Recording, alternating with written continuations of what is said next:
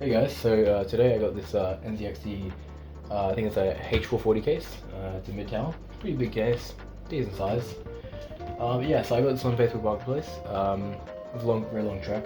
I took like an hour and a half public transport, and yeah, there and back. And yeah, just wanted to talk about it. Yeah, I just wanted to talk about what I'm gonna do with it, and I'll be making a future video with this case. But yeah, I just wanted to show you guys what I got. And also, I got this power supply. It's a Be Quiet Straight Power 10 power supply, 700 watt, gold rated, 80 plus gold rated, so pretty good. So in total I got this for 60 bucks, $30 for power supply, $30 for case, good deal.